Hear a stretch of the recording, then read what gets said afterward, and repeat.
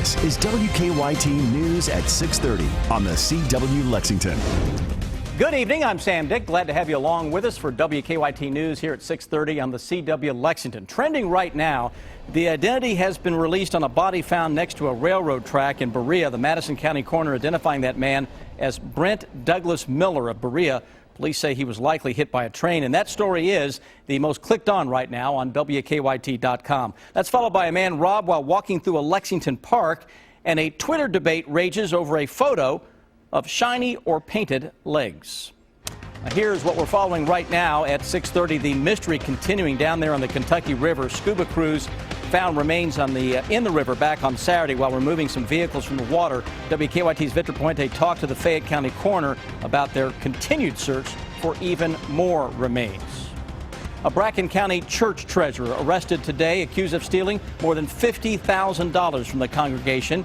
We have more details on how they say she did it.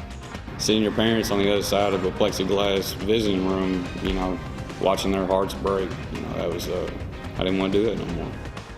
As state leaders fight the statewide drug epidemic, Fayette County's drug court continues to be in session for those struggling with addiction. We'll find out how much of an impact that initiative is making in the community in both Fayette and Madison counties.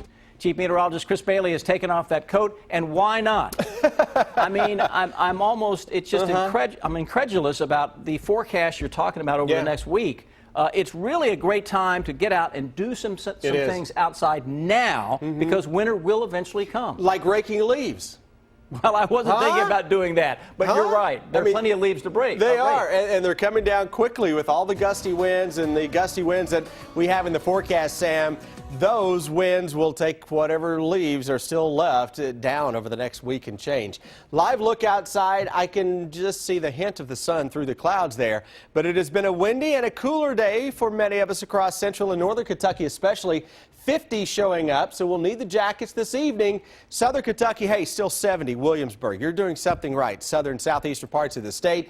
Everybody, though, is going to be doing something right over the next few days as the warmer air comes back in to play. Cloud cover that is out there across especially central and northern Kentucky, more in the way of some clear skies across the south. And as we go through tonight, that chillier air is largely bypassing us to the north. We'll get in on a little glancing blow of that, but overall, as that continues to lift its way back to the north and northeast, the back edge of that front's already checking up out here in the form of a warm front. That will surge through here second half of tomorrow, unleashing some really warm stuff as we roll our way into Halloween weekend. So a super duper warm weekend. Halloween high temperatures have a shot of scaring some records across central and eastern Kentucky. Like what I did with that? We go into the day on Tuesday, more of the same. End of next week, Sam, we may try to change it up just a little bit. We'll focus on plenty of warm conditions when I come back in a few. Thank you, Chris. Some new information today about human remains found in the Kentucky River near the Valley View Ferry. Investigators now say they will send dive teams back to the water to search for even more bones. As WKYT's Victor Puente tells us, identifying the remains will not be easy. It's our top story at 6:30. Firefighters, police, and the coroner spent most of yesterday here at the ferry. Just a few hours ago, we learned they'll be coming back this weekend. Fayette County Coroner Gary Ginn said human remains were first spotted Saturday during a fire department training exercise. About a year ago, Lexington firefighters discovered several vehicles in this area of the river while searching for another body. They waited until the weather conditions were right to retrieve them, which was last weekend.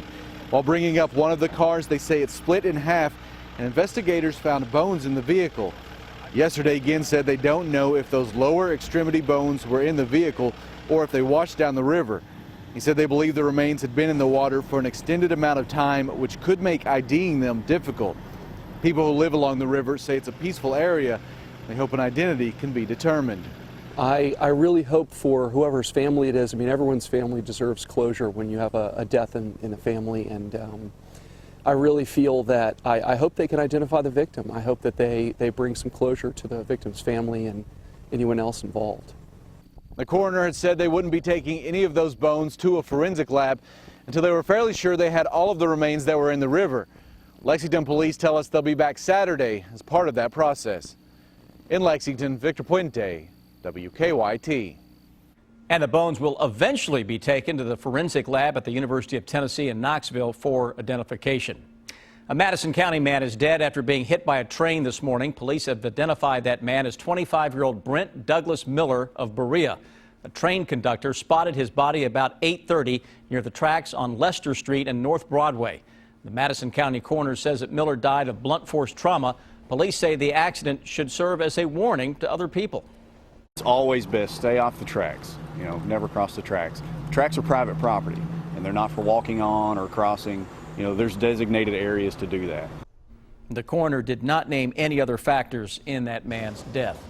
A Central Kentucky man is accused of trying to run over a police officer. Timothy Hoskins of Irvin faces several charges, including attempted murder of a police officer. Police say last week an officer approached Hoskins' vehicle after finding him passed out. They say Hoskins started the car, and when the officer opened the door, he shoved him away and attempted to run him over as he drove off. The officer was not injured. The officer is pretty shaken up. They face those kind of dangers every day, but luckily the officer is not hurt and he's doing well. Hoskins was arrested Sunday in Irvin. He is in the Madison County Detention Center.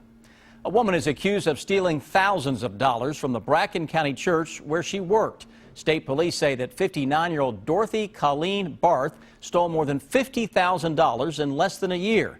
Barth was treasurer for Trinity United Methodist Church in Augusta. WKYT's Sabir Rayford has the latest on the investigation. Police say the investigation into Barth has been going on for a while, and now she's been arrested for stealing more than $50,000 since last year. Barth was a treasurer at Trinity United Methodist Church. A former employee of the church says just last year a new group of people took over the church. A member of the congregation says Barth was hired as treasurer in September. She was charged with theft by unlawful taking over $10,000. Barth did not live in Augusta. Police say she lived in Butler. We have been told the church is not very large and has worked to build up the relationship with the community. We reached out to Barth and she declined to comment on the charges. A woman who attends Trinity United for support group meetings says she is saddened and shocked by the theft. And I'm appalled if this is true, how somebody could do something like this to a small church in a small community, because they function on very small amounts of people, and it's sad. It's very sad. Leaders at the church declined to comment on the investigation, but they did say that the church will remain open. In Bracken County, Sabir Rayford, WKYT. Barth is being held on a $25,000 bond. She'll face a judge next week on November 1st.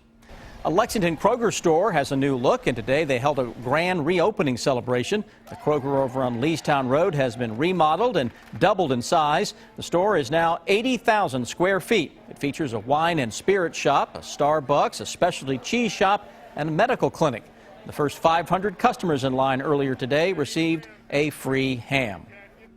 Fayette County's drug court is making tremendous strides in rehabilitating people with drug addictions. Our Miranda Combs joins us in less than 3 minutes to break down the news about the impact it's making on the community. And former Wildcat Anthony Davis making Pelican team history in last night's game against Denver, but the Pelicans still lost. Dave Buzz Baker joins me later in the Sports Buzz to talk about why. All right, welcome back to WKYT News here at 6:30 in the CW Lexington. For some people recovering from addictions, drug court is life-changing. For other people, it's a chance they aren't willing to take. Now, people in this program have non-violent drug offenses, usually felonies. They're given the chance to be closely monitored for up to 2 years by a judge and caseworkers. A review of the program last year found that 0 participants were jailed 2 years after completing drug court. WKYT visited Fayette and Madison County's drug courts. You saying there were 2 pills left and then there not being 2 pills left? And I took them exactly like they were prescribed. Exactly, to the T. But you've gotten a golden opportunity to be in drug court, and you are trying your darndest to get kicked out. I don't understand.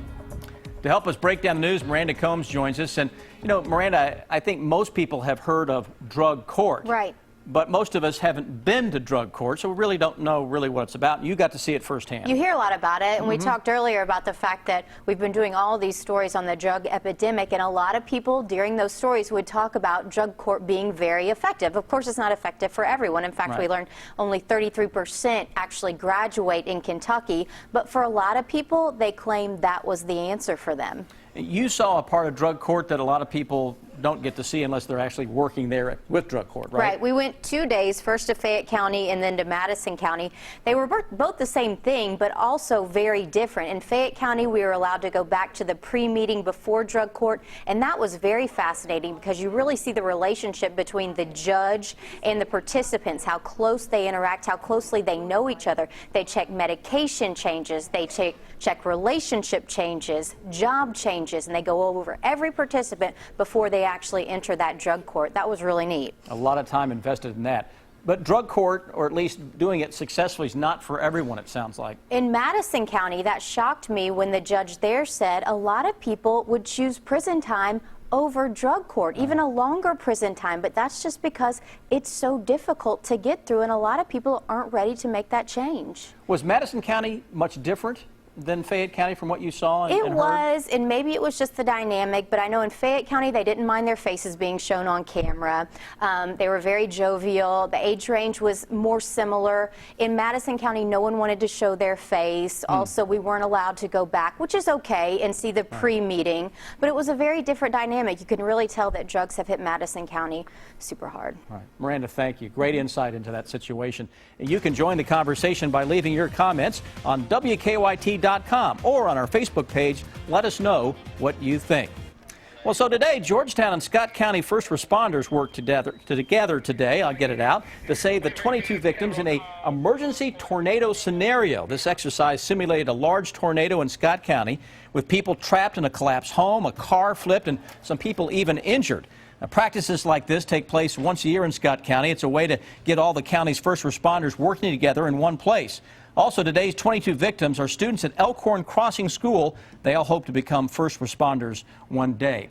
When I saw this story, and I'm standing here with Chris Baylor, our chief meteorologist, I was wondering already with him during our break, I don't think of fall and tornadoes. I think of spring and tornadoes. Can you have a tornado in Kentucky this time of year? Without question. I think it was last October, the October before, we had a swarm of 11 tornadoes that touched down, including in Scott County, had one in Paris. Remember the tornado that hit Paris? Right, it was caught on video.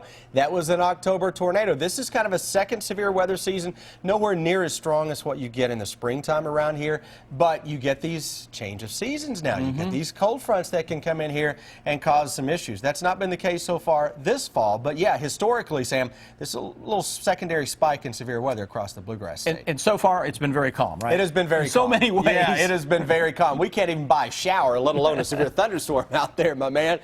We look at what is going on with a cold front that is on top of the region now. This has a blast of some chilly air across the Ohio Valley. That is pushing its way through very quickly. Look what's already building out into the plains. Look at Rapid City. It's 83 degrees into the Dakotas here toward the end of October. This air is what is aimed toward the Bluegrass State as we go through the next several days. So what you see across the plain states, can we hit 80 around here? Yeah, we can. You get any one day that is sunny and 80 degrees and a record high can go by the wayside very quickly. Right now, we're chilling it down compared to where we have been. It's 54 Covington, 56 Frankfort. That cooler air is dropping in from northwest to southeast. Farther south that you go, 70 still into Harlan. So you've got an almost 20-degree temperature spread showing up from north to south. So as the evening wears on, those numbers will continue to drop, and by 11 o'clock rolling around upper 40s, that will be showing up across the region with a mix of stars and some clouds. Those clouds are very stubborn, though, into parts of north central Kentucky. Already seeing those clouds that are on the dividing line between that warm air to the west, the cooler air that we have out there now, and into parts of the northeast where it's snowing as close by as the mountains of Pennsylvania and New York today. It snowed yesterday into Michigan. We're not worried about that. This pattern is locked and loaded for warmer than normal over the next week. Let's go through the start of the coming weekend. Got a Halloween party to go to at any point over the next few days, and I would imagine several of those ongoing this weekend. We look to be in tip-top shape. 8 o'clock tomorrow morning, some fog around, high 30s to low 40s. Let's zip through the morning. Chilly start to the day, but quickly into the afternoon. If you got a jacket on in the morning, you're not going to need it tomorrow afternoon. 65 to 70. Heading out to a high school football game, seasonally cool with 50s. That's pretty darn good for the end of October. We've had Octobers, I think it was 2 years ago at this time of year. I had snowflakes in the forecast on Halloween. We had some sleet and snow on Halloween. Let's go into Saturday. Winds will gust up from the southwest, 50s in the morning. By the afternoon, 75 to 80 degrees, depending on where you are across central and eastern Kentucky. Plenty of sunshiny skies. Overall, this is a pattern that can set some record high temperatures this weekend into the first few days of November. So you go into that Halloween forecast, I think 82 is the record high from 1950. That's a date we talked about yesterday because it went on to produce the great Appalachian blizzard a few weeks later. It had 80s into the first few days of November. That shows you how quickly things can change. And Sam, by the end of next week, should get a cold front in here. That will be the first of several fronts that will usher in a much more typical November feel. Then we may kind of expedite the whole process and get December rolling a little early. We've had Halloweens where parents had to worry about the wind and the cold weather and figuring out what they're going to do with their kids. Yeah. Not so this That is not the case this year. What was it, 2-3 years ago we had Halloween that was postponed, trick-or-treating? That's right. Because of 40, 50 mile an hour winds. This year, my goodness, about as warm as you're going to get. All right, we bow to you. When we come back, what a night for a former Cat. We'll bow to that. The Sports Buzz with Dave Buzz Baker is next. It's time now for the Sports Buzz Live right here. Each night we talk with Dave Buzz Baker for an inside look at what's going on.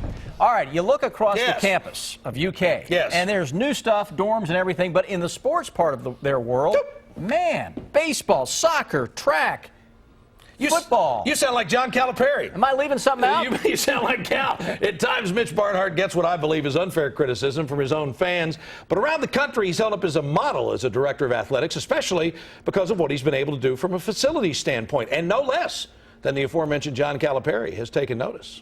You know, obviously, I'm so happy for baseball. I'm happy for football. Anybody that's worked with me, when they make a commitment to soccer, women's soccer, what they've done for track, and when you do those kind of investments, in my mind, which works different, you're doing it for the kids, and I'm good. I'm never gonna. You're doing it for the kids, doing it for those players. You're doing it for both men and women. I am ecstatic. All right, now it's our turn. So that's kind of what you said when you heard about the upgrades in the Weather Center. What's he talking about? Well, I don't know. I mean, he's got plans in place. I mean, you look at what they've done with the locker room and everything down at Rupp Arena. He always talks about wanting to be the gold standard. Right. Who knows what that means? Could be a lot of neon or something. Right. I don't know. How about some love for Anthony? Oh, my gosh. How about an opening night? One of those Cal players that could help pay for those upgrades? Anthony Davis last night, the Pelicans opener. And so what does he do? How about 50 points, 17 of 34 from the field, 16 of 17 from the free throw line, 16 rebounds, 5 assists, 7 steals, and 4 blocks. He becomes only the 4th player in NBA history to score 50 or more in a season opener. The other guys, not bad. Wilt Chamberlain, Elgin Baylor, Michael Jordan. And that's the second time Davis has scored 50. He got 59 against Detroit. He had 59 and 20 rebounds against them last year. The thing about this, this is the first time he's played since he went out in March. Remember, they shut him down early when they had that knee procedure? So maybe this is him saying, hey, folks, I'm back. I'm back, yeah. There's a lot of people chirping about him being injury prone. He's ready to go. Of course, the Pelicans lose, and that's the problem. I love your next story. All right, how about this? This is great. You know what? I think golf is the greatest game going because golfers are good people. You know, they call penalties on themselves and everything. Gentlemen. So Rory McIlroy absolutely wins the Tour Championship. You get $9 million for that. You get $1 million in deferred compensation, and you get like 1.53 in purse money or something like that. So caddies typically get a stipend for the weekend, and then they get 10%, maybe. Wow. Well, Rory gave his caddy 10% on all kinds of stuff, on the bonus, on the money. Oh, no. The guy, his name is J.P. Fitzgerald. Woo. He said in a text to McIlroy, quote, a tsunami just hit my bank account. So thank you very much. I love it. So he got over $1.2, $1.3 million over the course of the last month of the season. I mean, it's a life changer for those kind of guys. And McIlroy said he was glad to do it because Fitzgerald was as much a part of his success as any swing or any putt he made. And the caddy's such an unselfish person for the most part. I mean, they're not in the spotlight, and so and they help the golfers. Oh, they absolutely do. They're a big part of it because they manage them on the course. They get everything ready. Just to put it in perspective, with the money the caddy got Fitzgerald in the last month of the season, he would be 89th on the PGA Tour money list. I love it. All right. Thanks, Buzz. Always a pleasure. Ahead tonight, here on the CW Lexington. An hour of Family Feud is next. At 8, DC's Legends of Tomorrow, followed by Supernatural at 9. And over on WKYT, The Big Bang Theory at 8, The Great Indoors at 8:30, Mom at 9, Life in Pieces at 9:30, Pure Genius at 10, followed by WKYT News at 11.